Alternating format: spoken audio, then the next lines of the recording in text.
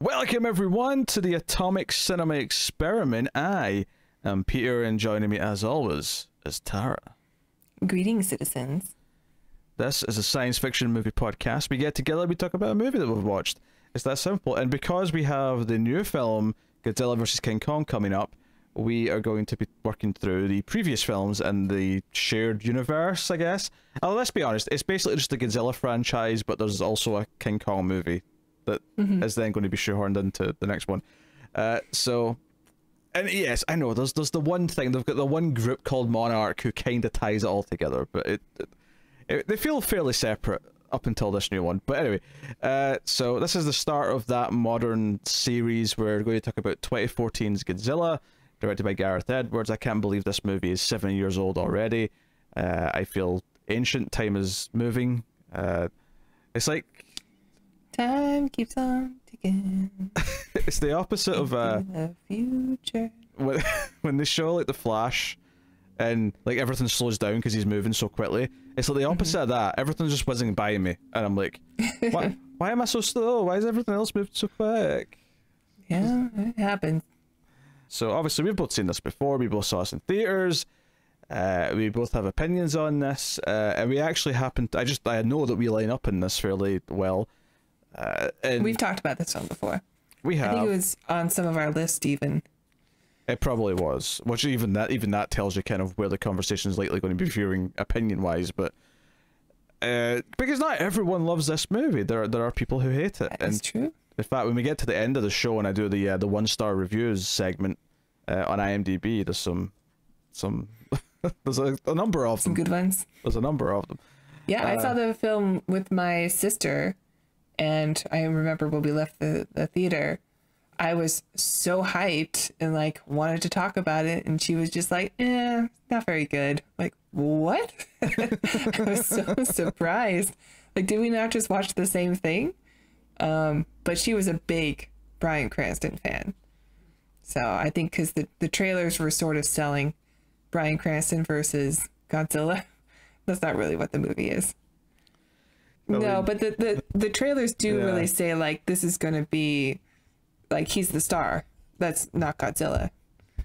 He's the human that you're going to be watching, and that's really not what the movie is at all. Yeah, the number one complaint that tends to pop up with Godzilla 2014 is that there's not enough Godzilla, not enough monsters, and the movie is actively a cock tease. And that's actually, that last part is partially true. Because especially after the first time I watched it, whenever I get to there's a moment where fighting's starting, but there's like doors shutting in the foreground, and this is the second time it's kind of cut away from like the start of a fight. That I laugh every time I get to that shot now.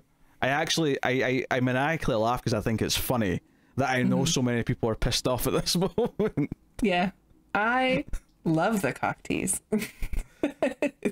Please don't edit that out. But like it is really good. Like it's so great when you actually get to see the full fight. I know what you meant there, but you said I love the cock tease. Please don't edit that out, as if you were really determined. No, leave that in. I want that in. That is such a good line. Leave that in. I mean, yeah, both ways. That and please don't make it its own thing. Yes. Yeah.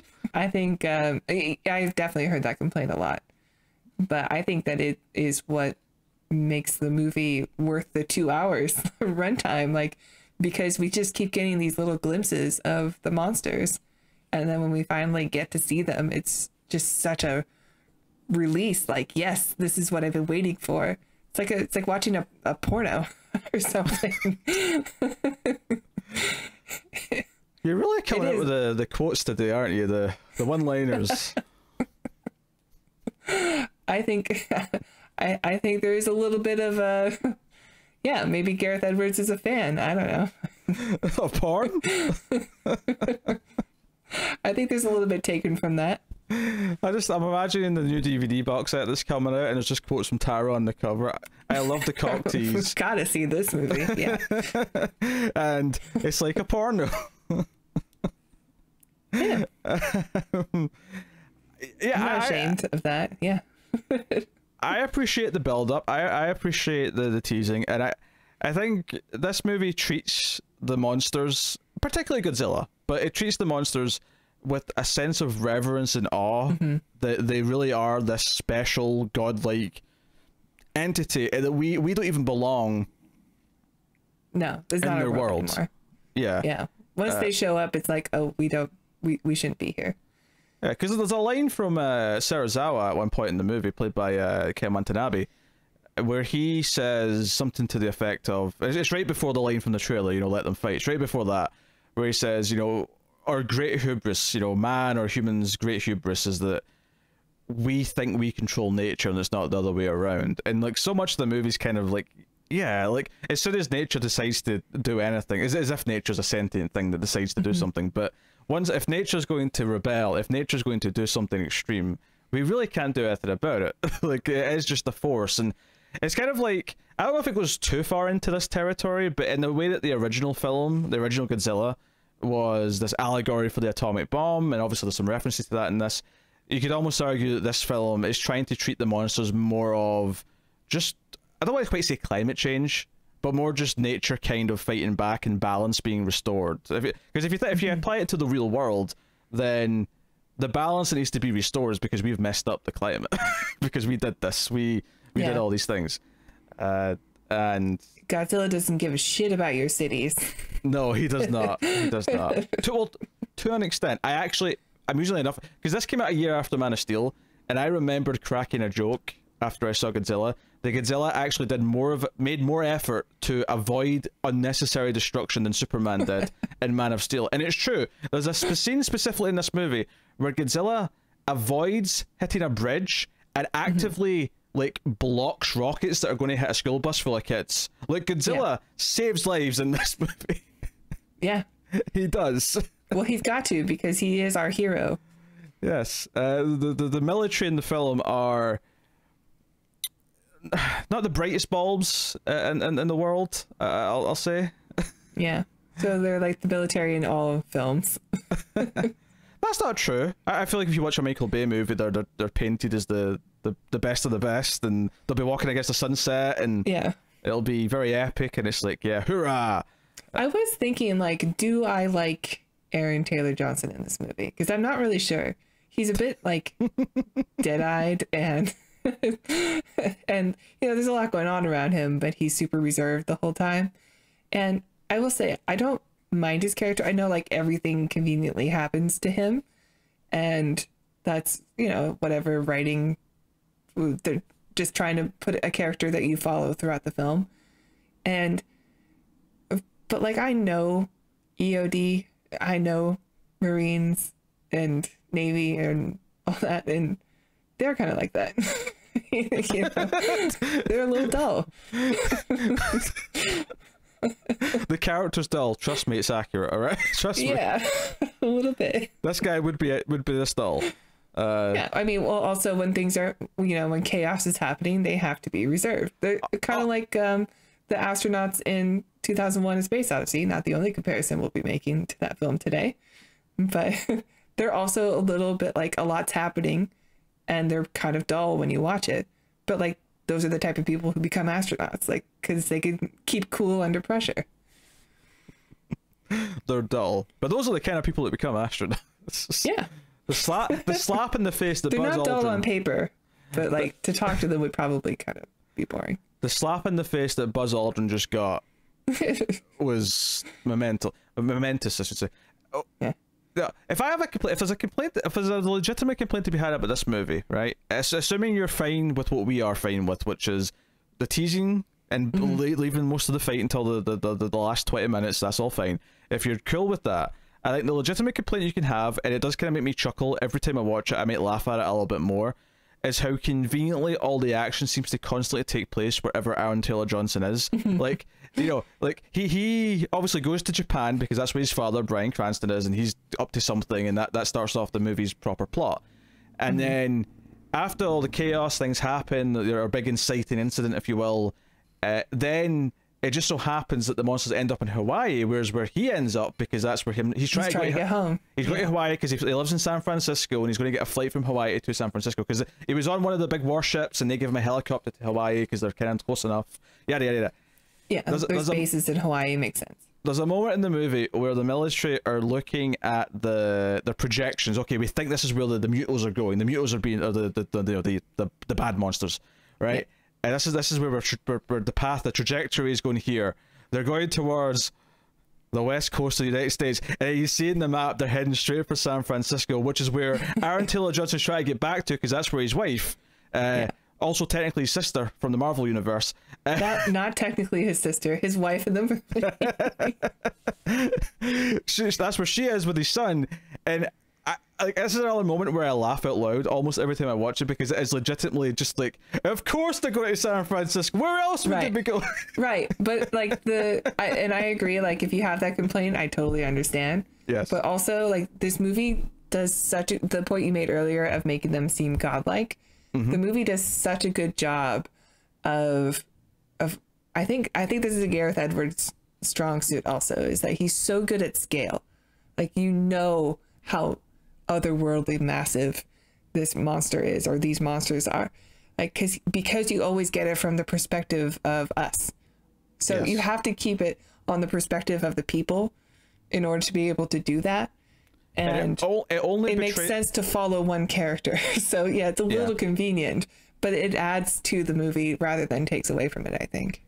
2 points there. One is that he actually proved this already with Monsters, which is a movie we'll definitely do at some point, but he did that with no money, right? So, which is probably why he was hired for this, because they looked at that and went, you made this for like $50. So I did not see that movie, but I heard good things. Yeah, so you can do Godzilla. So that's kind of neat. I think the other thing there, though, is that it does eventually betray that. You know, when we eventually get to that last 15 minutes and we get the full-on monster fighting, obviously, eventually it does say, okay, let's have some big wide shots, let's do let's film it as an action sequence. But yes, for the longest time, whenever we see monsters, it's from the perspective of a human being. Usually Aaron Taylor Johnson, but sometimes it's other people. You know, one of my favorite shots of the whole movie is when Godzilla first appears in Hawaii. We don't see him yet. We've just seen like sort of the tidal wave, and some soldiers shoot up some flares, and you just see like part of like a knee going past the building, and it fills the screen. You can't see anything. Or even like the perspective of people in the airport, so you could see like the Mewtwo's or whatever in the background, and Mutos. I think I said a Pokemon. And then you just see like Godzilla's foot. Like, oh my god, this is huge. But that would be the only thing that they could see, right? So, hello, Moto. That's a dumb joke. Actually, what I love about that shot, obviously I love the scale. I love the scale of that, because you see the male Mewtwo, who is, you know, A-high, right? And then the camera pans across and Godzilla's foot comes in, and you realize just how much more like massive Godzilla is. But my favorite thing that I've kind of discovered about that moment on repeat viewings is that there's this weird like chain reaction of explosions that go across the screen, because the Mewtwo like sets off like one of the planes that's just sort of sitting there.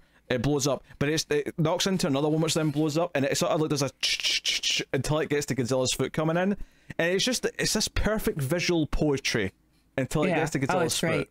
And you know, Gareth Edwards, I know a lot of people don't like Rogue One, and I think there are reasons not to like that movie. But one thing he does really well again is the scale. When like the AT-AT show up, they're massive looking and really intimidating, and it's like, yeah, man, he's just really good at this. Do you know the funny thing is, I think Aaron Taylor Johnson's character in this film is, you know, pretty thin, and I think that's a fair thing to say. I don't think it's a big deal for the movie, but it is fair if you go out and make that objective complaint that he is a thin character. I think that's fair. What's funny is I think the characters in Rogue One, where Edwards actively is trying to build a dramatic story out of, I think it kind of shows his weakness with characters and actually comes off even worse because he's trying to do an emotional story with the main character. Maybe, but there's also like if you watch the trailers for Rogue One like I did, because I was really excited for it, and then you watch the movie and you start to go, wow, there's a lot of stuff in here that the trailer showed that's just not in this movie at all. So very clearly, no, we made a lot of changes, and like really big changes according to the trailers. So a lot of that is just like, okay, I don't know how much of it is his fault. I had forgotten that, but that is largely because then Solo came out and they actually reshot the whole movie basically for that one. So it's not, so that's not even the biggest example of these new Star Wars movies like reshooting things or changing things. Or just it's true. So I don't know, like maybe Rogue One is an exception for him, I'm not sure. And not that I think it's a bad movie, I just think it's not as good as it could have been. But I don't know. I still think it's shot really well. Yeah, sure. Yeah. No, I mean, just to go back to the scale of the monsters and stuff. You mentioned 2001 a little bit ago in terms of comparisons. The music from 2001 is used a couple of times in the movie. Not the obviously the main big theme, but the sort of chanty one. What was it called? I think it's called Requiem something. I don't know. Strauss. I thought you knew. So that's what's away. Yeah, it's Requiem, but I don't know exactly Requiem for like blank. I don't speak music. But that's used a couple of times in the film. It's used the first time you see Godzilla, and it's used another couple of key moments. It's used when you see Godzilla for the big fight. Yeah, but that's not the big example. The big example is the Halo drop, for sure. The trailer, which part of it's in the trailer, but the trailer doesn't do it justice because there's so much more to it in the movie itself. It's just visually spectacular. There's so many good shots in this movie, especially in the back like 30 minutes, that whenever I watch it now again, I always forget about some of them. And there's a moment where, and I've done this in multiple rewatches now, where just before it happens, I remember there's going to be a shot in a second where the I know which one you're talking about.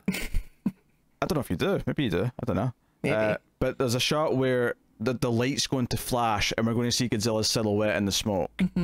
Was that the one you thought I was going to say? Yeah, because it goes to like the wide shot of the city, and you can see like the 5 like red stripes coming down, and then the light flashes and you can see him. Unless you're talking about the close up. It was closer up than that. It's after they've landed. It's more. Okay, it's never more. mind. You can see the tail first. You see the tail kind of like the tail's out of the smoke, Right. and then it's sort of getting into the smoke, and then the camera tilts up, and then he does like a lightning flash that reveals the silhouette of Godzilla, and it's just this beautiful shot. It's and obviously everything in that, the plane coming in, because as the plane's coming in and the drops all happening, you're hearing the chanting music from 2001. And it just makes you feel like, in the same way that the monolith in 2001 was meant to be this like thing we don't understand, it's just beyond our our senses, beyond our comprehension. Likewise in this, the idea that these monsters, that Godzilla is legitimately godlike, and we feel so much like we feel nothing compared to him, and it feels so daunting. It feels like 24 hours ago this was San Francisco, and now it's not ours anymore. Now it's their world. To the point where it's got an atmosphere. It's literally got an atmosphere that they go through when they're dropping in, that's been created by the Mutos, who are creating their nest, which I presume eventually would just expand to be the whole city because they're huge. Yeah, I actually, it's been a while since I watched this film. I really like the design of the Mutos. I don't want to call it a Pokemon. Is it Muto? Right? Muto, yeah. Muto. Okay. Not Mewtwo, which is what the Pokemon is, I think. Okay. I don't know. I never played those games. Not that I would never, like, if you'd say name on Pokemon, I'd have said Pikachu, Charizard, and that's probably it. But because you keep thinking you're saying a Pokemon, I did trigger something in my memory that there's one called Mewtwo, but this is a Muto. Muto. Yeah. I do like the designs of the Muto. I like that there's a smaller one with wings that's a male, and then like a larger one. I like their faces.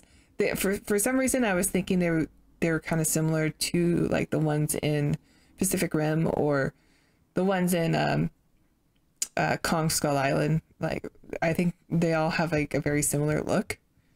But or like even a lot of other monsters that we see, or aliens, monsters in like on alien worlds, like in Star Trek's and stuff like that. Like these look cool. Like I like their design a lot.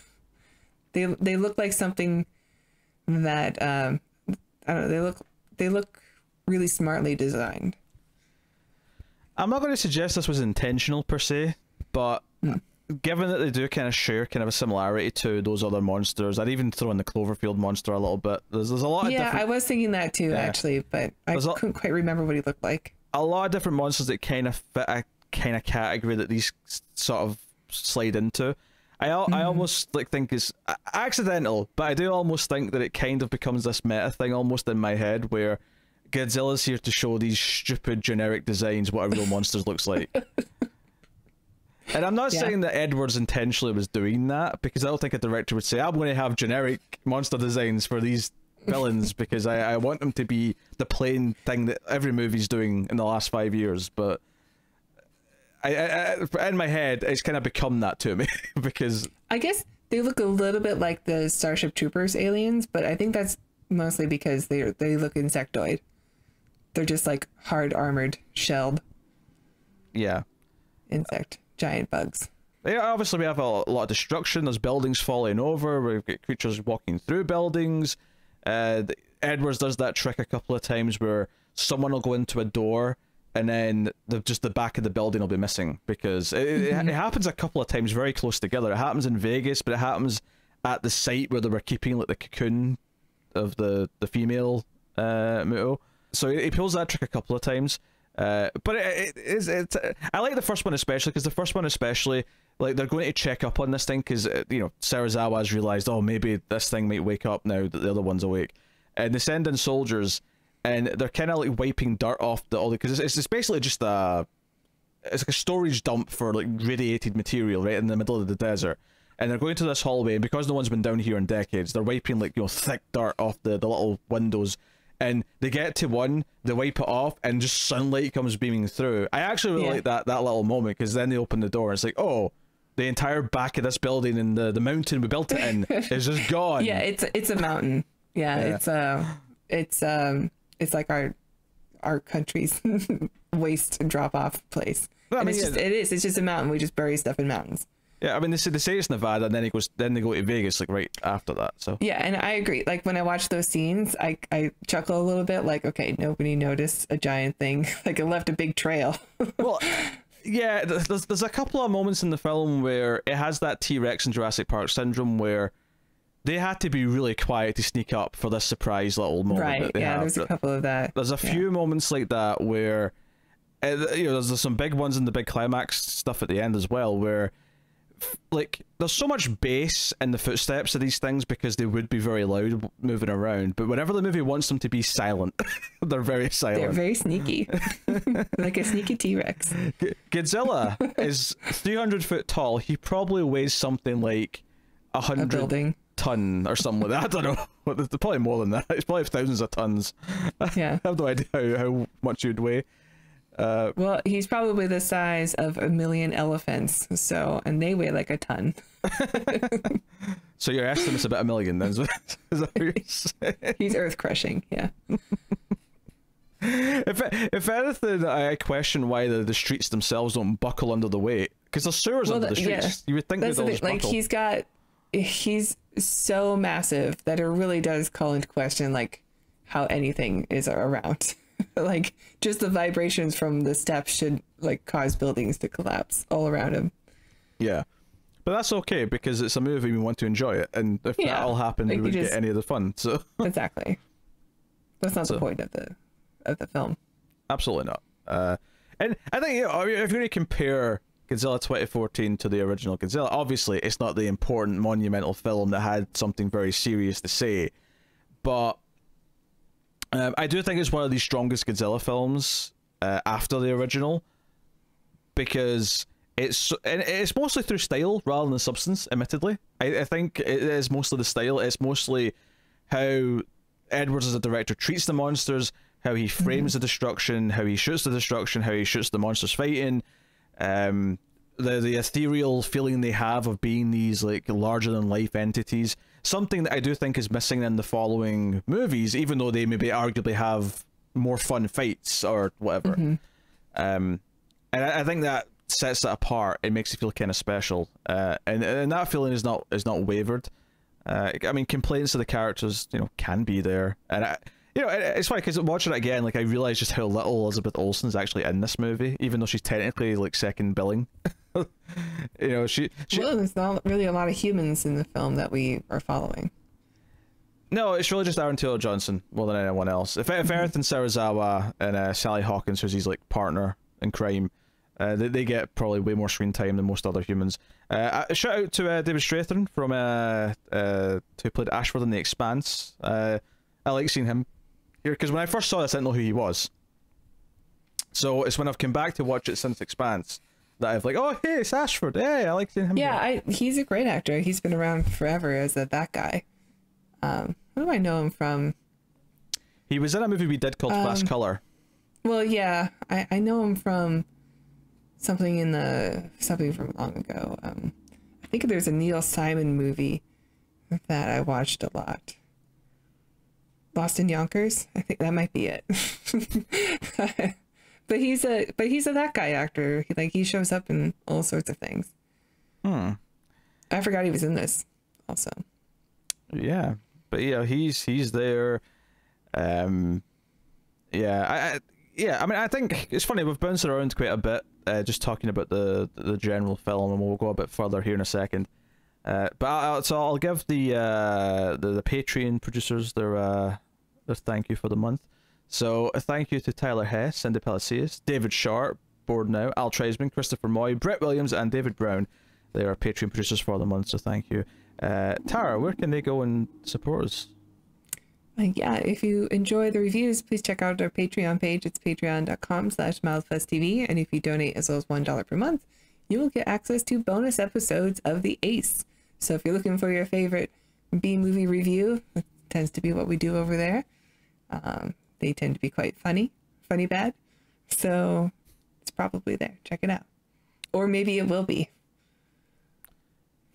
that's the hope that they'll be funny bad. Sometimes it doesn't pan out though. Well, I mean, like maybe your favorite movie won't be there. Oh, true. Yes. But no, we got something special planned for. We've got a nice romantic sci-fi film for February planned for the bonus episode. I don't remember what it was. Oh wait, no, I know. Yeah.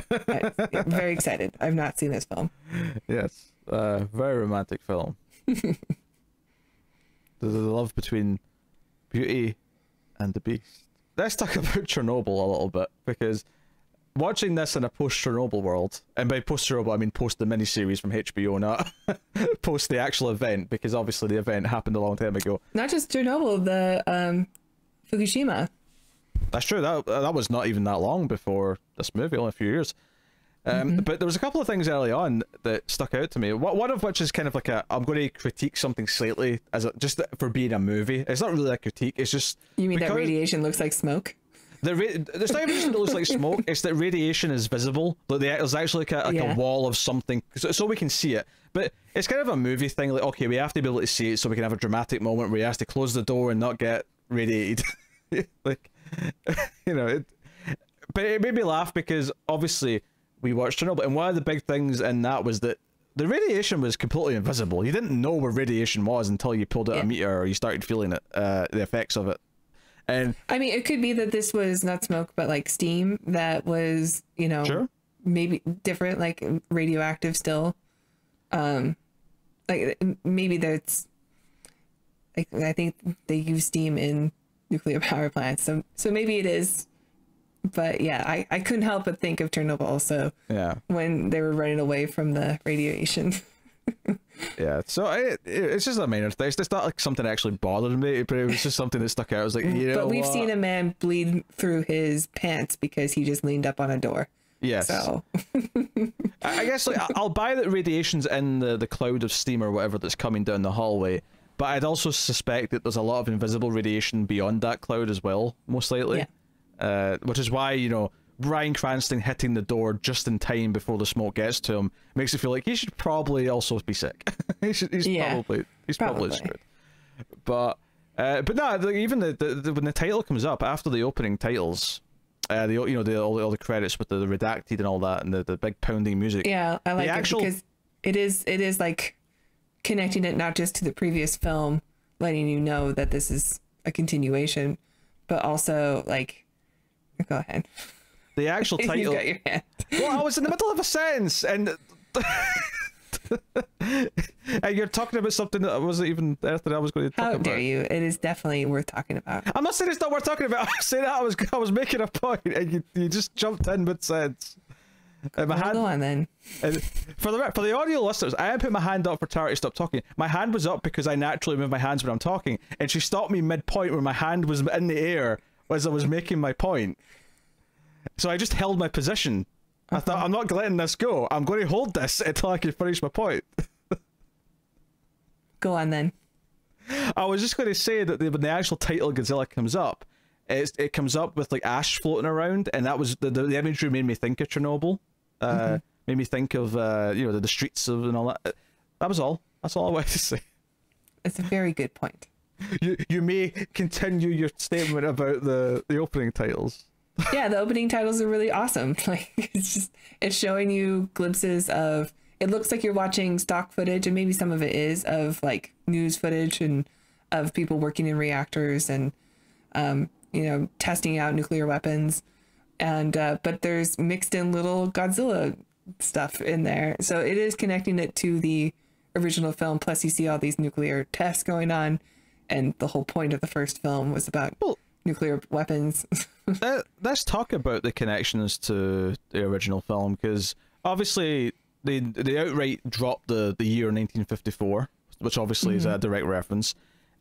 Watanabe's character, though, his name is Serizawa, and he mentions that he got his watch from his father, who was, present, or at least was, around during Hiroshima, right? And the watch came from Hiroshima. And obviously Serizawa was a character in the original film, which is kind of suggesting that, the scientist with the eye patch is Ken Watanabe's father.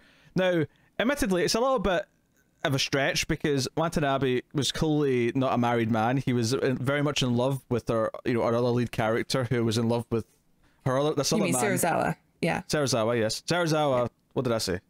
Watanabe. I said, well, sorry. Yeah, I'm mixed. It's because of the actor, right? But Serizawa in the original film, so he clearly was not in a relationship. It didn't feel like he had like a kid from a previous marriage. I mean, maybe that's what they're going with here. Maybe he found happiness. Ken Watanabe doesn't look old enough to be born in before 54. But maybe he is. Serizawa died in the movie, though. Yeah, it had to be born before then. Oh yeah, that's right. He died. He sacrificed himself. Well, yeah, I guess so. Found happy after he let himself be oxygenized at the bottom of the ocean. Yeah, I didn't realize that they were the same names. Yeah, I'll be honest, I didn't realize it until I looked at the credits. And I went, oh, Serizawa! That's the same name as the dude. I mean, admittedly, maybe it's just more of a spiritual kind of wink-wink than it is an actual, hey, we're suggesting he's actually the son of this character from the original movie. I think that's probably what it actually is.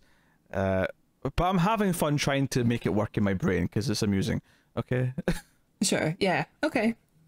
We should talk about Bryan Cranston. We should talk about his character in the film, and how one of the big sentiments that people are disappointed with the film. And I think even I, on the first viewing, there was a bit of a disappointment when they confirmed that he had in fact died, because he kind of comes across as maybe not the central character. It's clear that his son, because the opening of the film is in 1999, because it's set 15 years in the past, and we cut ahead, and Aaron Taylor Johnson's now a man, and he's coming home from army. Look at my trophies from army. Yeah, he totally said it like Buster. He looks a bit like Buster when you think about it. He's got a very similar haircut in this, and he's got a similar... Well, that's what happens when you join the Navy, or the military, I should say. Everyone gets the same look. He's got a very... He's like Buster, he just doesn't look as confused. That's it. If you just take away the confused part... Yeah, he's got the confidence. Yeah. Yeah, I know. I understand the complaints, but the movie's so good that I don't care. And I think it's also like he was used so much in the marketing because of the success of Breaking Bad that everybody, like, why wouldn't they use him in all the marketing stuff? Yeah, for context, Breaking Bad ended in 2013, and this came out in summer of 2014. So yeah, they used them heavily. And like I said, on the first viewing, I think there was a moment where he falls down the scaffolding or the walkway when the Muto's waking up, but then he's in a stretcher and he's talking to his son. But then he kind of has this like final lines moment on the helicopter, and then there's another scene and it comes back to him, and it's just the body bag being zipped up, and I'm like, wait, that's all for Cranston? Not just Cranston. Juliette Binoche is in this film too, and I was very excited because I didn't know she was in the movie, and I really like her. Not for long. So when I saw, oh, Juliette Binoche is in this, all right, I haven't seen her in a while, and then she's gone. Yeah, she's just gone right away. Yeah, and it's one of those things. And it's one you expect to see more of them because they're named actors. Like, you know who these people are. No, they pulled a Scream. They pulled we're going to put some big names at the start of the movie, and they're going to sell how dangerous things are, how anyone can die, because they're going to die very quickly. And you know, I do kind of wish in a lot of ways that Cranston did stick around, but at the same time, obviously the movie the way it is isn't really structured around having someone else to follow, so there would have been nothing for him to do. But yeah, there was a disappointment that first time. But I was won over by the movie anyway, because I was so into everything with the monsters for the rest of the film that it ultimately didn't really become that much of a problem. But obviously part of me in my head was like, I want Heisenberg versus Godzilla. that's right, but like, what would that really be? I want them to fully animate like a scene of, you know, Heisenberg with his hat on and the glasses and like looking up and just, you know, say my name. I mean, even this movie is not like, it's not really about people versus Godzilla. It's about the monsters, and it's not until we accept and we say let them fight that we are like, okay, this is really what the movie is. Like, we're just lucky if we survive. Yeah, all the military actually does is endanger everyone's lives. That's literally all they do in this movie. But I mean, so Bryan Cranston is out of it, and he has a few key scenes. There's one of the things I was, again, it popped up in my head, and then it's almost like I thought I found a new weird, not a plot hole per se, but then it was kind of answered in the script like a little bit later this viewing. And again, this is probably just because I'm being overly critical of the Chernobyl stuff because I saw Chernobyl and feel like I'm an expert now. But when they're going into the quarantine city, which looked cool, I liked all the shots of this quarantine, this complete city that be completely quarantined because of this nuclear plant disaster. Yeah. But he whips out the Geiger counter, right, and it says 0, and he's like, "That should be lethal here, but it's clean." And obviously, I think on like previous viewings, I'm thinking, "Oh, it's a conspiracy, blah blah blah." On this viewing, what stuck out to me, I think, was that no, he's right. This should be lethal. This should be lethally, you know, radiated here. But as we find out later, the mutos actually feed on radiation, so obviously all the radiation's just gone. This is completely fictional. There's nothing, as far as I know, in nature that actively, you know, eats radiation. But plants. Oh, sure. But it makes sense that if such a creature were to exist, that it would literally clean an area of radiation. So, right. Sure. Yeah. No, I didn't realize that either until this viewing. No, it makes some sense. Yeah.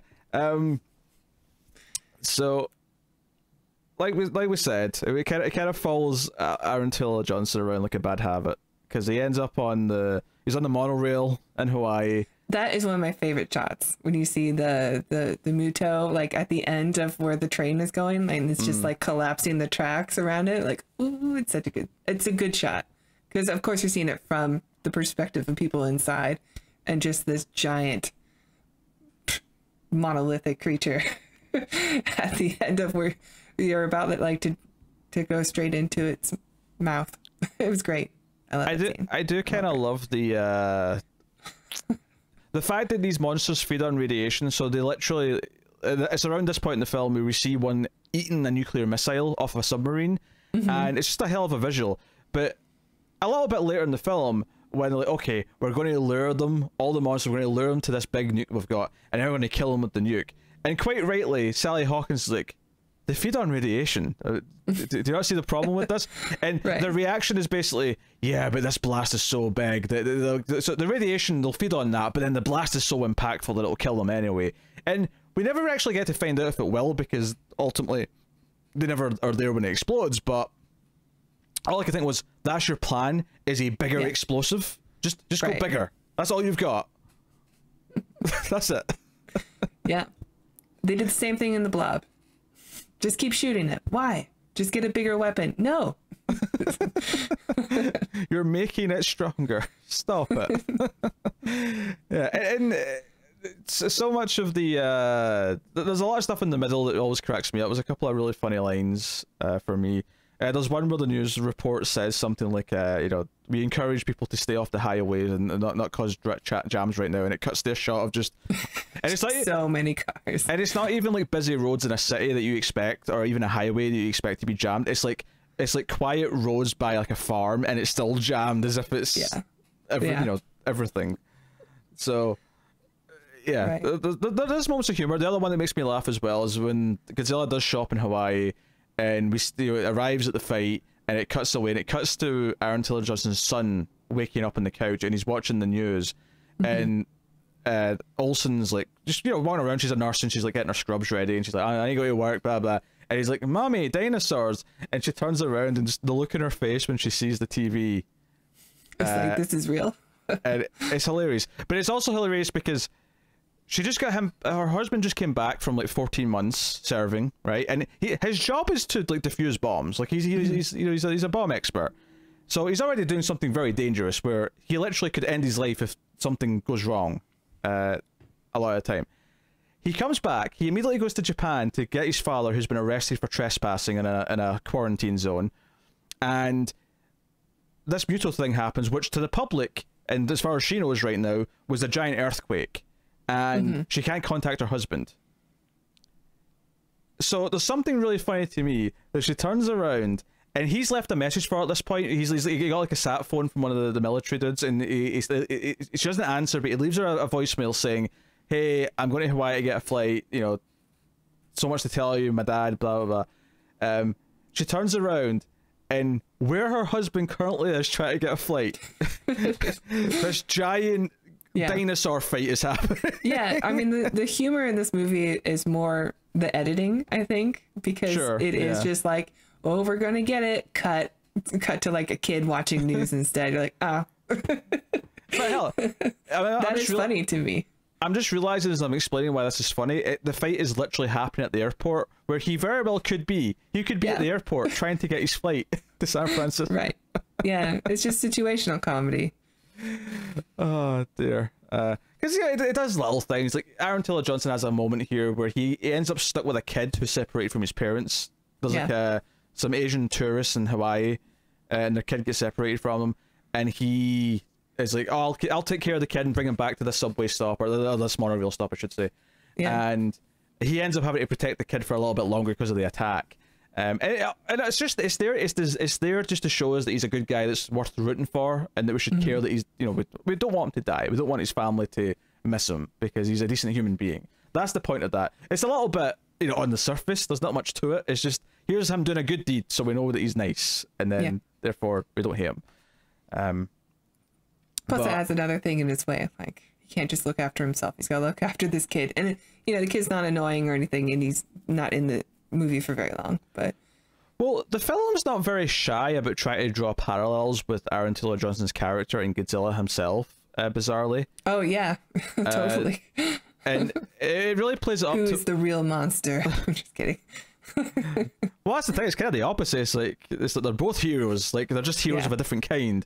Because I mean, obviously, the end of the movie, they both collapse at the same time. Like, he collapses on his side on the boat, and then Godzilla does the same thing. And it's this moment where they're in sync. They both look like they're done for. Yeah, but they've both went out of their way to save people. And I guess it's the idea that if Godzilla's this protector who's there to restore balance, that Aaron Taylor Johnson kind of does the same thing. And even his job, he comes in to defuse bombs. He's not there to like drop bombs. He's there to go in and solve the mess that someone else has left. So it's not super deep, but there is kind of a parallel that they're trying to build up with him and Godzilla being these, you know, protectors and restorers of balance kind of thing.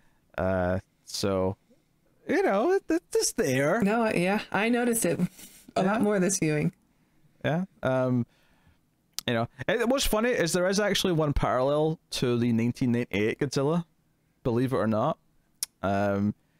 It's that Mummy Muto gets pissed at Aaron Taylor Johnson for killing all of her babies.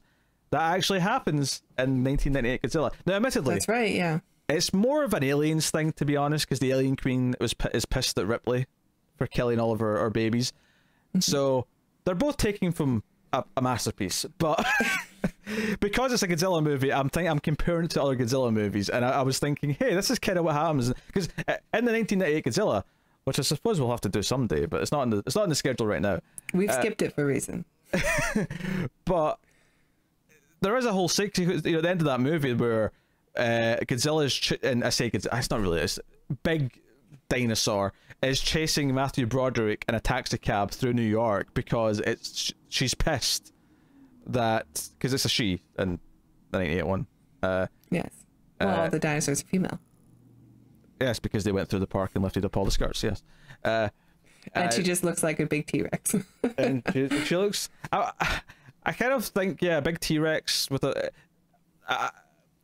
It's weird to say this now because Jurassic World actually literally did this, but it kind of looked like half T-Rex, half Velociraptor to me, like the Godzilla in the 1998 one. Right, yeah. Yeah. The Indominus Rex. The Indominus Rex, yes. But not the Indoraptor, which is different. The best. Bugs Bunny. It's the Bugs Bunny of dinosaurs. Oh man, someone should redub that with What's Up That Ducks and stuff sprinkled through that last act. But he just needs a spin-off. I want the Indoraptor movie. Yeah, I mean, honestly, the big talking point though, the absolute big talking point at Godzilla 2014 is the cinematography.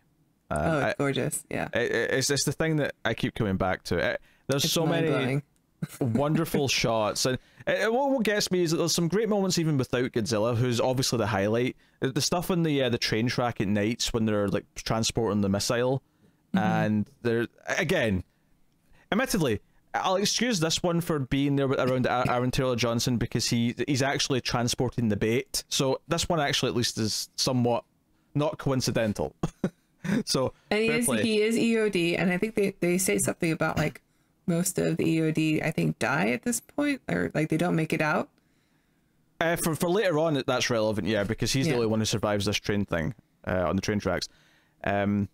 I do think it's kind of weird though how he literally just like spots a platoon get into like a plane. It says, "Hey, can I hitch a ride? I'm Navy. Can I come with you?" And he ends up getting like official jobs to do, and I'm like, this is kind of weird. Like, surely I don't know.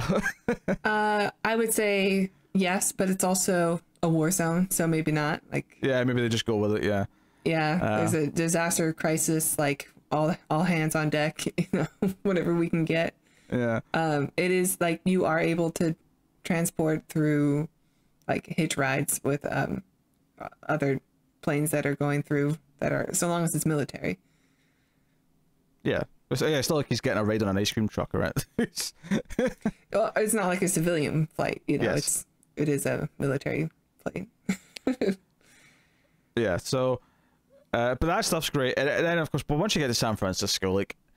The shots, like, because we talked about the perspective, like there's so much like Godzilla when he first comes up at the bridge, and it's all from inside the school bus that's like evacuating kids out of the city, including the main couple's son, and like Godzilla, like this is the moment I talk about where he actively saves the kids because he blocks a couple of rocket launcher hits from hitting the bridge.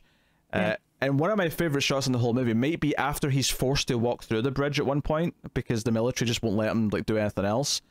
There's a wide shot of him just walking away, and it's one of the few shots where we're so far away from that he's fairly small in the frame, so you get this vista shot, and it's just a hole in the bridge. There's still otherwise standing because it's only one part of it that he's walked through, but he's just walking away from it, and you feel the heft and the chaos at the moment. Yeah, that poor Golden Gate Bridge can never survive in film. No, I remember when Magneto lifted the whole thing up, and the classic X-Men: The Last Stand that everyone I mean, loves. So many Star Trek movies end up there. Could never catch a break. It's where Starfleet is located, so. I was aware of that, yes. For everyone else.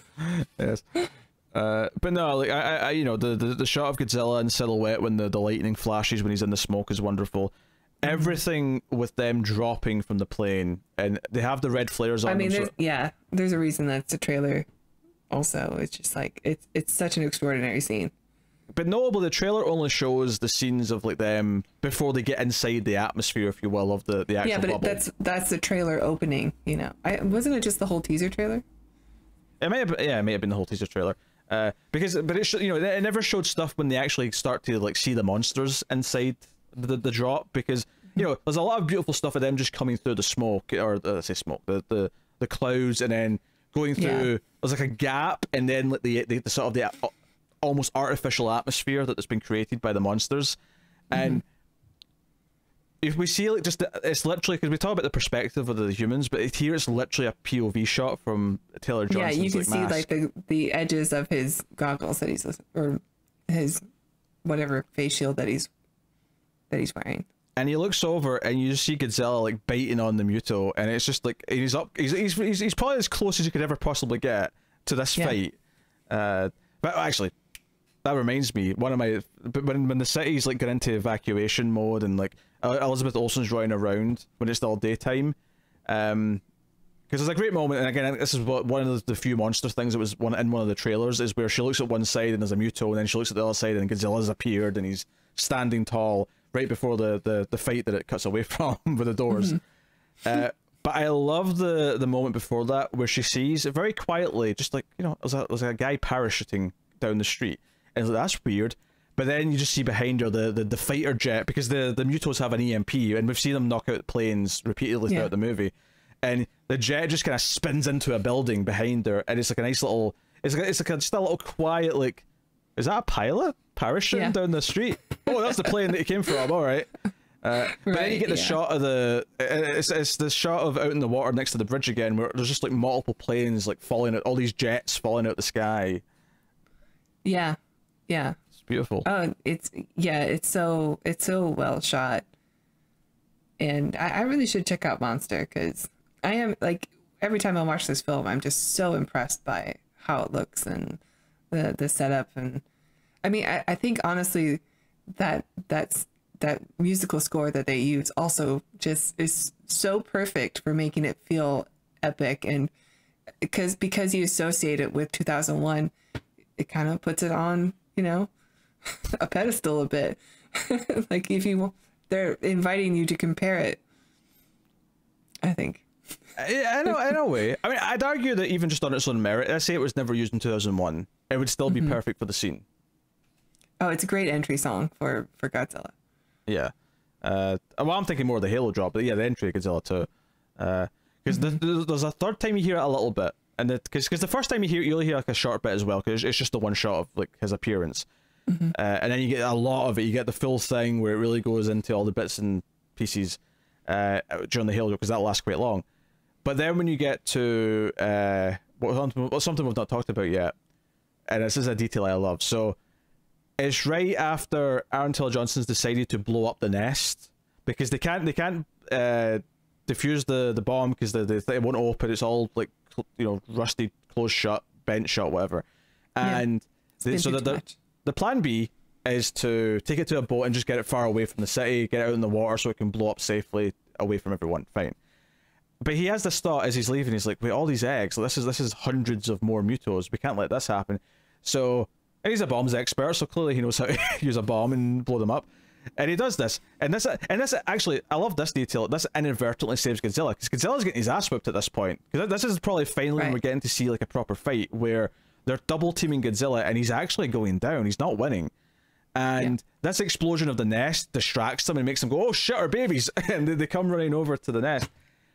And Godzilla actually defeats the little one by tail whipping into a building, which then falls on top of him, right? Which is a truly epic moment where he ends up landing right next to Aaron Taylor Johnson, and his face just fades into the smoke. It's a really beautiful moment.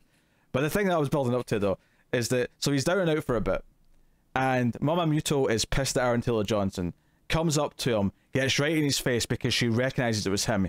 He killed her babies. So these things cause so much collateral death that they don't care about. And it's not out of vindictive or anything. It's not revenge. It's just because we're ants to them. They don't notice. They don't even notice humans. Yeah, they don't care. But she's noticed him. So what is she going to do when she actually cares about causing pain? That's the question, right? And he saved Godzilla fairly recently, Godzilla returns the favor. And the reason why I'm building up to this so much, because when I went to go see the movie the first time in theaters, opening day, we didn't actually know if he was going to have the atomic breath. So this moment in the movie where not only does his back light up, it lights up gradually like a Tesla coil. You hear this, it's going up his back. Honestly, yeah. When I was in the theater, I forgot he had atomic breath. Yeah. Because the moment happens, you go, oh yeah. You see the glow from the tip of the tail, and I got excited. And then, but I think what makes it perfect, what I love about it when he uses it here, is that when he actually goes to use it, his chest actually sort of like builds. It's like he's about to expel a big deep breath. Like he's like, and he lets it out, and like the body language, the actual like body, the chest and stomach movement actually kind of correlates to, because it never mattered before, no one cared. Like Godzilla just had his atomic breath, but they actually put thought into, okay, how would his like body react and move as he's doing it, and it looks glorious. It's great. And then they somehow topped it by the end, because then when he eventually kills Mama Muto by saving Aaron Taylor Johnson again, this is when he sneaks up on him, because the Muto's like coming in for Aaron Taylor Johnson, it just stops and it's like, what's happened? And the camera just kind of notices Godzilla's bit his neck, or her neck. Yeah. But I said this when we talked about the original King Kong in Godzilla. I mentioned this because it's you think he's going to do the King Kong kill. He's going to like, just snap its jaw by having both mouthpieces. But then you realise his back's lighting up. And you're like, holy shit. He's just going to vomit. He's just going to atomic vomit into its mouth. And that's what we should have called our podcast. Atomic vomit. But it's so brutal because essentially the radiation, the atomic breath, fires until it essentially just burns the head off of the rest of the body. Yeah. And Godzilla just holds it holds the head and just does the roar, and it's the classic Godzilla roar, right? It's the with the high pitch bit at the end. If you even call it that. It's glorious sound. It's glorious. Honestly, and I think the ending. There's some stuff to go back and talk about, but I think the ending is perfect. I love the final shot where Godzilla walks back into the water, and then it's just the cam still. And this is one of these things where I'm sitting in the theater the first time, and I'm like. And I sort of smirked because I realized it was about to cut to the credits. I'm like, yes, it's the perfect final shot. It really is. This is the perfect thing. His job is done. The only critique I will make, and this is somewhat rectified by King of the Monsters, is that when it cut to credits, it should have been da-na-na, da-na-na, da-na-na. I actually didn't notice the main theme at all in the film, and it's not that I was looking for it, but I feel like I would remember it when watching the film, but. I don't remember. Did it? I assume it did come up. No. That's a genuine complaint I have. Is that they never use it? No, that's why it was a big deal to me when they put it in. I thought maybe it was like remixed and I just didn't notice it because I was too into the fighting or something. No, that was like the one thing that I wouldn't say I was disappointed in necessarily, because I never expected them to use it. But now that King of the Monsters did use it, I'm a little annoyed you didn't use it, because. And I would have accepted not using it the whole film, either until it cuts the credits, or better yet, perhaps when he gets up after he has his nap because he's hurt, and it says it says on the TV screen, Godzilla, King of the Monsters, did he save our city, whatever. Like, see, as he's walking off and people are kind of cheering, and the music's kind of heroic. That should have been the theme. That should have been da na na na na na na na, because he's earned it. He's become the icon, right? He's become the myth to everyone. That'd have been cool. That'd have been great. I agree. But hey, minor quibble. And I think it says something. I think it says something that we both still feel very positive about this film, despite the fact that we've seen it multiple times. It's not just that first theater trip that was this big screen, the spectacle, all that. I've watched it multiple times at home now, and I still find myself enamored with the same things that I did before. And it's not a perfect film. It's not that it has no faults. If anything, it has many, but I think the things that works for it are very good things to work in a movie about a giant godlike monster who's here to protect us. In a modern day setting also. Yes. It's not that we don't have nuclear weapons now, but that's not the point of the film anymore.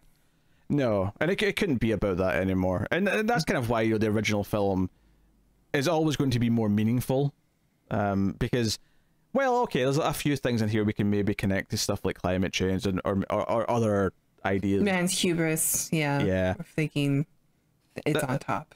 They're not going to land as much. And in fact, when this film does bring up Hiroshima and David Strathairn's character kind of, when he hears that this watch and that Serizawa's father was either there or was involved in some way, there is kind of this moment, like it's kind of like telling you the reason why Serizawa is happy to sort of, or wants to step back, because he's very early on, he's like, Godzilla's here to like win and fight. He is here to restore the balance. We shouldn't interfere. And them trying to interfere ends up planting a nuclear bomb that's got a timer in the middle of San Francisco that still has hundreds of thousands of people trapped in like shelters and stuff. So like their interference does nothing but create more problems. And Serizawa the whole time is like, no, we should let the natural order take course. And I don't know if yeah, obviously it's a great line, but I wonder, you know, is it trying to do like a small moment where it's kind of trying to show the other character like that he understands the weight of these disasters, he understands the weight of doing these things willy-nilly, because it's more embedded in his history and his heritage, because, you know, he has a direct family member that was involved in the, if not outright died in Hiroshima, at the very least had an artifact from it, because it was in his time period. So, you know, there's a little bit in there. It doesn't go super far with it, but it's something. Yeah. I mean, I think that's linking it not only to the original film, but to the original reason why the movie was made, which is a nice callback, but it's not really what this movie is about anymore. It's a nice, it's like paying respect to the original. I think, I mean, the whole reason why his character is even in there is for that. Yeah. Like just having, I mean, the movie does start in Japan. Well, I guess it starts technically in the Philippines, but we get introduced to our main characters in Japan. And that's also like, hey, Japan, we're taking this from you and bringing it to America, if that's all right. But I mean, it's nice that it starts there. Yeah, and even the posters had the title in Japanese, like behind the English title. And I think they also very much wanted to have like a Japanese character say the name for the first time, and right, you know, and all these things. So Godzilla. That's fairly well intentioned, and I think that's a nice, again, paying respects to the heritage of the character, even though it's very much doing its own thing in a lot of ways, and it's whatever. But yeah, and actually, what do you think of? Do you think Godzilla looks good? Do you like the design of Godzilla in this movie? I love him. Like, he looks like he could have a giant person inside of him operating the suit, honestly. But I like it. Like, I know he's a thick boy, and there was some criticism from Japan about that, but I love it. Like, I think he looks incredible. This is the best he's ever looked, in my opinion. I like that point you just made there about how he looks like he theoretically could be a guy in a suit. He's clearly not, he's CG, but yeah. I think what I like about that statement is that they're taking the idea of, okay, obviously he moved a certain way because of the limitations of a guy being in a suit, so he's kind of rigid in some ways. And they kind of made it here like, no, he's that rigid and moves that way because he's just so big and gargantuan that he physically couldn't move any other way. Like, this just has to be how he moves.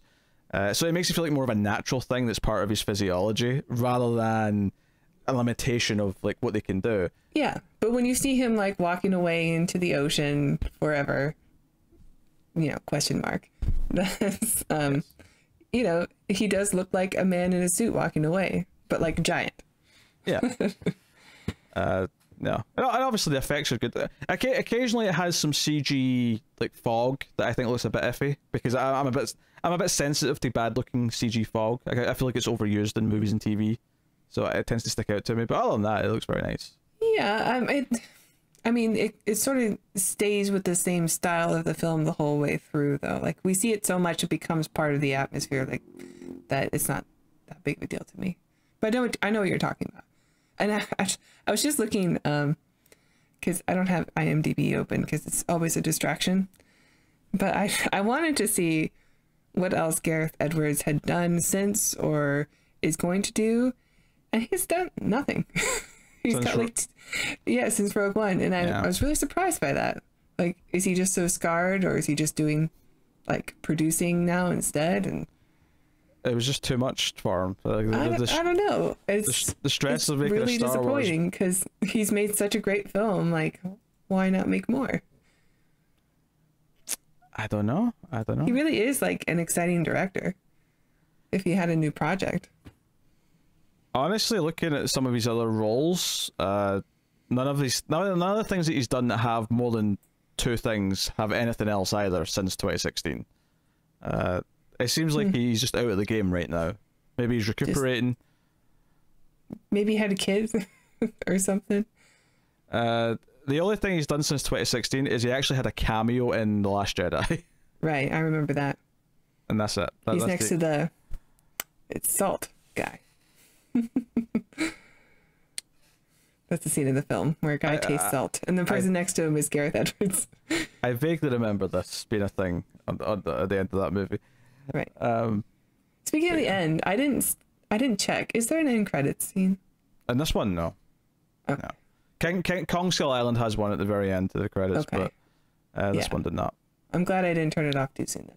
It's so funny actually that this was the start of this shared universe, but it took like 4 or 5 years for Kong Skull Island, and then we got them almost every year once we got to that point, because they'd spent so long making Godzilla King of the Monsters that we got Kong, then we got King of the Monsters, and then Godzilla vs. King Kong would have been last year. It would have been a year later. The only reason why it wasn't is because of the pandemic. And yeah, these are getting pumped out fast. and this will be the end. Like, Godzilla vs. King Kong is the last one, because the last one didn't do that well comparatively.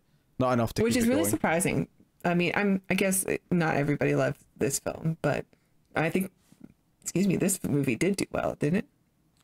This one did, it did well enough to get the sequel. It wasn't like, superhero numbers, but No, but like, and man, although I will admit, like, King of the Monsters is not a great film. It may like just border on good, but man, those trailers were masterpieces. The trailers for that movie were so good. Like, I cannot believe that more people didn't go see it. yeah, I guess people just either didn't like the last 2 movies enough, or whatever. And the funny thing is that Godzilla vs. King Kong, because it's Godzilla and King Kong, might actually have done better in the theaters. But of course, we're in a pandemic. They're going to HBO Max. Actually gauging how well they're doing is going to be tough for them to decide. So I suspect we won't get another film in this universe after that. To be fair, though, No at least Mothra spinoff. I doubt it. I highly doubt it. So, but hey, we got like a Godzilla trilogy out of it. That's all right. Yeah. Yeah, hopefully that's enough. Yeah, Hopefully it's good. The new one, yes. Hopefully the new one's good. I don't suspect it will be, but I'm hopeful. Well, it depends what you get from it, because I would say King of the Monsters. Actually, no, I'm not going to say it because we're going to talk about that in a couple of weeks. So Yeah. I'm not going to say. But yes. Anyway, there you The go. highs in that movie are very high, but the lows are also pretty low. Yes, but they're kind of funny lows though. Oh, sure. We'll see. It's been a while since I watched it. Yeah, I don't know how I feel now in a second viewing, but I don't think I think I just saw it in the theater and that was it. So I'm pretty excited to watch it again. Yeah. Also, before we get to that, though, we'll have Kong Skull Island first, because that did come next, and that was a film that I was mixed on. So I'm curious to see how I feel about it this time. I was not so mixed on it. I didn't really like it that much. Yes, So. you're just straight in the negative. Yeah, I didn't like it. Well, we'll see how we fare. But yes, Godzilla 2014 I do think is kind of special, and what it's very good at, it is extremely good at. And you can have legit complaints about it, but ultimately I think it, like, I saw it multiple times in theater. I think I saw it 3 times in theaters, I would say. And I've seen it at least a few times at home now, and I still love it for all the same reasons I loved it the first time. So with that said, Tara, would you like to rate Godzilla? I would. Okay. I do really love this film. I think it's one that's going to age really, really well. I know people like are mixed about it, but I think once the anticipation and the of what is this new movie going to be, and once that all the Bryan Cranston stuff is out of the way, when people revisit it in the future, they're going to be like, oh, this is a spectacular film. Way better than whatever it says on the websites, if there's still websites in the future. I don't know, we watch sci-fi. Futures are always very different. Anyway, so I'm going to go pretty high. I'm going to give it... I'm going to give it a 9. I want to give it a 9.5, but I'm going to give it a 9. Because I don't... There are some things that are not, you know... It's not perfect, but, like, it's pretty close. I really love it. The highs that I get from watching the movie, just like, God, I get so pumped. You know? It's such a ride. Yeah. I'm going to look like I'm a bit more lukewarm compared to you, going that high. Because I'm going to give it an 8.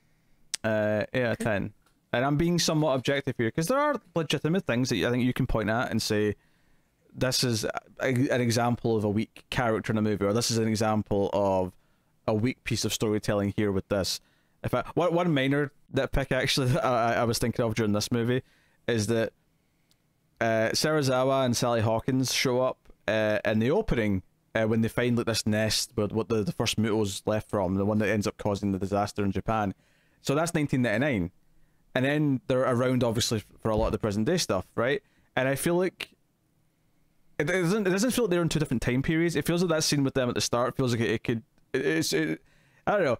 Like, I'm not sure what they could have done to make it feel like that's the end of the 90s, right? But it doesn't feel separated to me in the movie. It feels like they're just. It feels like the other stuff has a clear time jump because the little kid becomes Aaron Taylor Johnson, and that's your tell. But with their side of things, it feels like it's a week later. So it feels that is true. Yeah, it feels like a little bit of a disconnect, and it's just that I don't know what they could have done. Maybe given like Sally Hawkins a different haircut or something, just to make it feel some time has passed. Give her a scrunchie. Yeah, because those have come back now. Because I'm not saying that like they would have aged that much comparatively, given they're both kind of middle aged. Like they won't change that much in 15 years at that point, but. Like, just do something. Yeah, give her a scrunchie. Give her like a bright top, because bright colours were a thing in the 90s, right? I don't know. Just something to make it feel different. Anyway, that one 8 out of 10. I think it's a great movie that is great at what it does. And what it does is wonderful cinematography. It makes the monsters feel big. It makes them feel epic and larger than life. And I do think the monster action, when you do get it eventually, is extremely good. And I'm okay with the teasing. And I actively have a good time with this cock teasing in this. Yeah. And I laugh because I know other people are mad at it. Yeah, it makes you want more. That's the whole point of it. Yes. So there you go. So it's not like a porno, because in a porno you just fast forward to the good bits. You don't sit through all the crap. Right. Oh. I'll take your word for it. Please. So there you go. That is Godzilla 2014. Hopefully you had some fun with this conversation, which was relatively all over the place. And FYI, I'm actually going to go back, and when I edit this, I'm going to edit out we'll start spoiler free, because I don't really think that first part was that spoiler free in hindsight. So I'll just take that. What are you talking about? There's a reason. Give anything away. There's a reason why when we got to spoilers, I didn't actually say we're going to do spoilers now, because I'm like, I think I'm going to edit that opening part out, and it's just always going to have been spoilers. All right. Your mileage may vary as far as what you think's a spoiler or not, but I was getting pretty into it in that opening part. We did bring up the Mewtwo's pretty fast. Yeah. Yes. And that's because when I edited the bit for the King Kong Godzilla review, one of the problems with that little edited chunk was that because it was from the spoiler-free section, there were some things that we were actively avoiding talking about.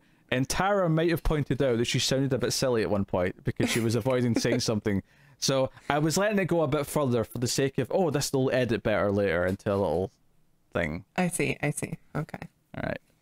not to compromise the quality of the overall podcast. I think the overall podcast can handle a couple of little tweaks to how we talk to be more I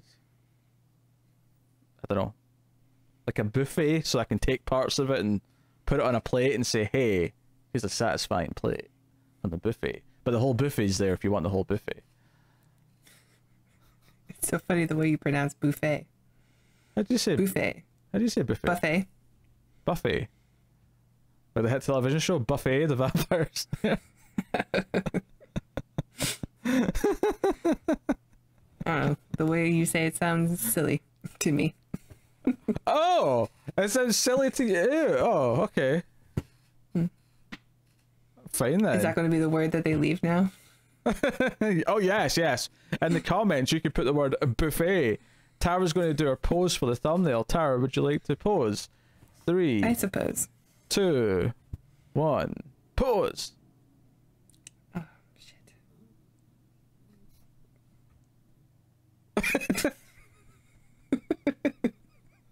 Okay, 1-star review time. Let's just glance at these. And this is the user reviews on IMDb.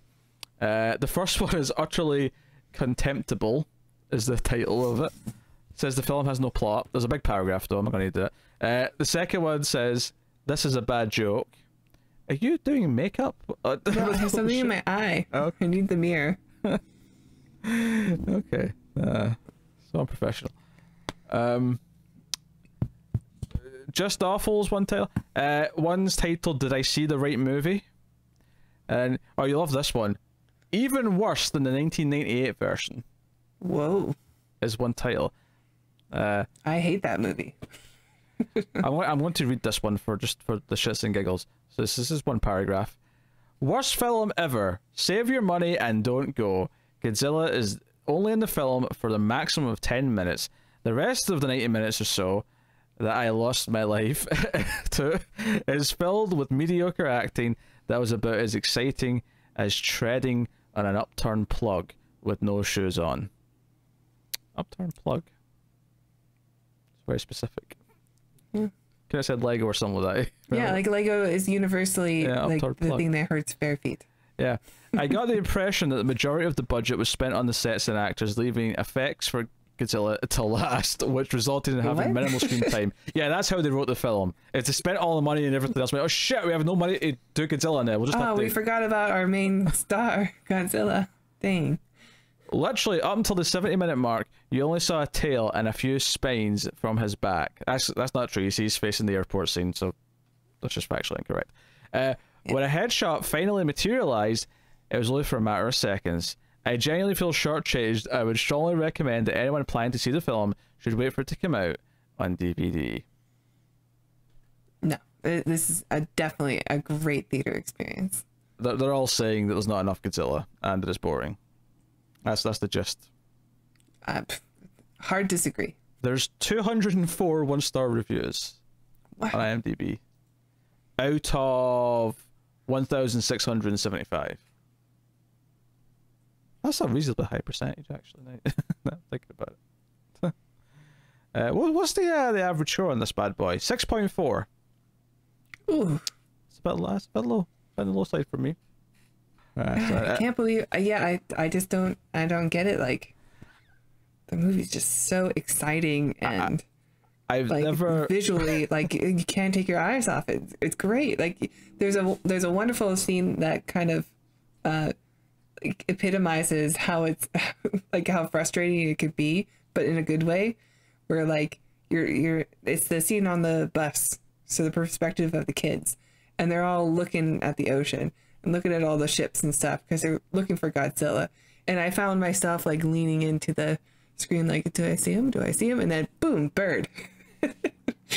Because you're so like, where is he? Like the whole movie you're just like searching for him. Then it is a moment for like a jump scare, which maybe is silly, but I thought it was kind of a cute moment because everyone knows is we've only got little bits of Godzilla that we're going to be like looking very carefully to what we can see. I think it was fantastic. I've never written a review in IMDb before, but I do have an account, so I'm going to review Godzilla, give it 10 stars, and Can you guess what the title of that review is going to be? Everyone's wrong. I don't know. No, I enjoyed the cock teases in this film. Oh yeah, yeah. That's what the movie is. It's great. All right, there you go. That's Godzilla 2014. Thank you very much for joining us. We mentioned Patreon earlier. Of course, you can also support us by liking, subscribing. These are very useful on YouTube. They help the algorithm, the dreaded algorithm, which is a complete stranglehold on how everyone is and how successful YouTube channels are. So please do interact with the like button and comment and subscribe, all those things. And of course, that's pretty much it. Tara, would you like to promote anything else that we currently do? Yeah, if you enjoy epic science fiction long form storytelling, please check out our reviews of Babylon 5. If you're unfamiliar, Babylon 5 is now available on HBO Max, so you can watch along with us. We're just getting into season 2. And yeah, so catch up. Yeah. Thanks. Whereas the rival service from Paramount, which is Paramount Zero, has Star Trek Deep Space Nine instead. Mm. That was Paramount a joke. Zero, isn't it Paramount Plus? It was a joke because of Pepsi Max and Coke Zero. Oh, I see. Bit of a stretch. It's okay. All right, that's us, guys. Thank you very much for joining us. We always appreciate it. Keep watching science fiction and computer ad salsa. Roar.